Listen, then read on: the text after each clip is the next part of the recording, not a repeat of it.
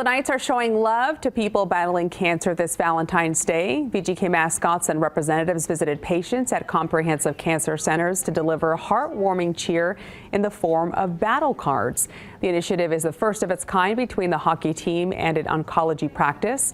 A total of 120 cards, which were personally signed by Vegas Golden Knights fans at a game in November, were presented to patients as reminders of the love, strength, and solidarity shared for everyone fighting cancer.